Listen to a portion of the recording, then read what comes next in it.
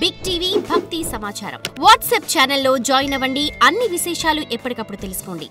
గోదావరి తీరంలో కొలువైన పవిత్ర అంతర్వేది ఆలయంలో దివ్యమైన శక్తి స్వరూపిణిగా పూజలందుకుంటుంది రాజ్యలక్ష్మి అమ్మవారు. కోరిన కోరికలు నెరవేరుస్తూ భక్తుల కొంగు బంగారమై విలసిల్లుతోంది. ఆమె దర్శనం భక్తులకు సౌభాగ్యం, సమృద్ధిని ప్రసాదిస్తుంది. రాజ్యలక్ష్మి దేవత పంచనారాయణ క్షేత్రాల్లో ఒకటైన అంతర్వేది ఆలయంలో లక్ష్మీ నరసింహస్వామి దేవేరిగా ఎలా కొలువుదీరారు? ఈ అమ్మవారిని దర్శించుకుంటే కలిగే శుభాలేంటి? ఆంధ్రప్రదేశ్లోని కోనసీమ జిల్లాలో వశిష్ఠ గోదావరి బంగాళాఖాతంలో కలిసే సుందరమైన ప్రదేశంలో శ్రీ లక్ష్మీ నరసింహస్వామి ఆలయం కొలువైంది. ఈ క్షేత్రంలోనే స్వామివారితో పాటు అమ్మవారు శ్రీ రాజ్యలక్ష్మీ దేవిగా భక్తులకు దర్శనమిస్తారు.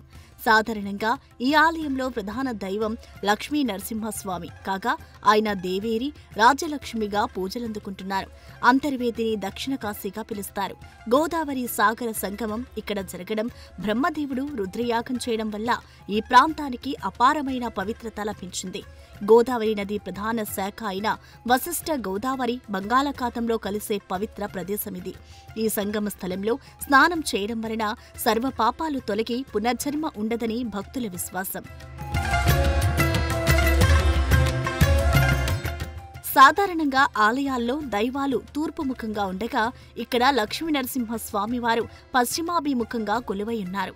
ఈ అరుదైన ప్రతిష్ట కారణంగా ఈ క్షేత్రం మరింత విశిష్టతను సంతరించుకుంది.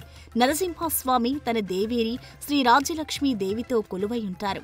రాజ్యలక్ష్మి అంటే రాజ్యానికి, పరిపాలనకు సంబంధించిన సంపదకు, శ్రేయస్సుకు అధిష్టాన దేవత. ఈ ఆలయంలో స్వామిని దర్శిస్తే రాజ్యానికి, వంశానికి ఐశ్వర్యం, శ్రేయస్సు కలుగుతాయని భక్తుల నమ్మకం. ఈ క్షేత్రంలో స్వామివారితో పాటు అమ్మవారికి కూడా అంతే మహిమలున్నాయి. రాజ్యలక్ష్మిని కొలిచిన వారికి కొంగు బంగారమై నిలుస్తుంది. భక్తులను బాధల నుంచి విముక్తులను చేస్తుంది. రాజ్యలక్ష్మి అమ్మవారు నరసింహస్వామి సమేతంగా ఇక్కడ వెలియడానికి కొన్ని కారణాలున్నాయి. పురాణాల ప్రకారం అంతర్వేది క్షేత్రానికి సంబంధించి 3 ప్రధాన అంశాలు ఉన్నాయి.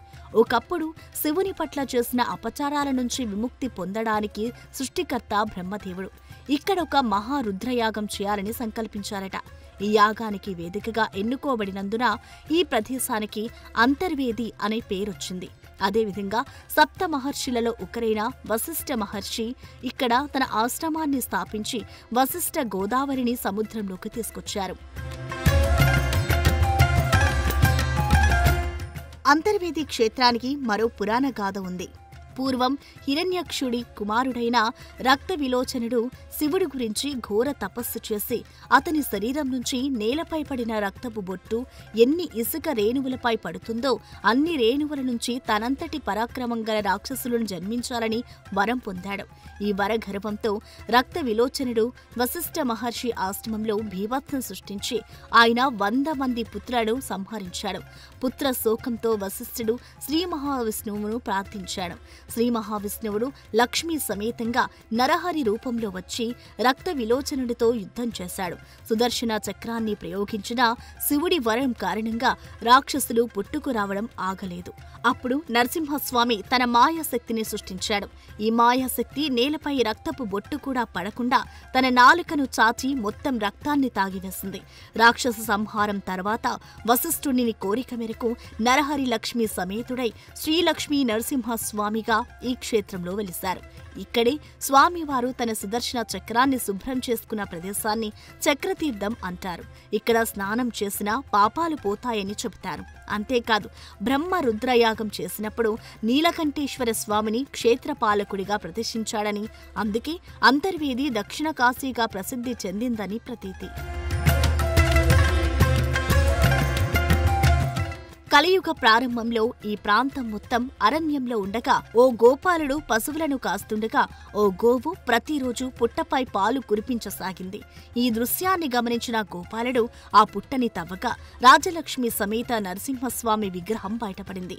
అంతర్వేది ఆలయం 15, 16వ శతాబ్దాల మధ్య నిర్మించినట్లుగా భావిస్తున్నారు. 1823లో కోపానతి ఆదినారాయణ రంగనాథులు అనే వ్యాపారులు ఈ ఆలయాన్ని పునర్నిర్మించారు. ప్రతి ఏటా మాఘశుద్ధ దశమి రోజున లక్షలాది మంది భక్తుల సమక్షంలో లక్ష్మీ నరసింహస్వామివారి కళ్యాణోత్సవం అత్యంత వైభవంగా ఇదే రోజు ప్రసిద్ధ అంతర్వేది రథోత్సవం నిర్వహిస్తారు. ఈ ఘట్టం చూడడానికి కన్నుల పండుగగా ఉంటుంది. ఈ క్షేత్రంలో నిత్య కళ్యాణం ముఖ్య సేవ. దీని ద్వారా భక్తులకు స్వామి అమ్మవార్ల అనుగ్రహం లభిస్తుంది.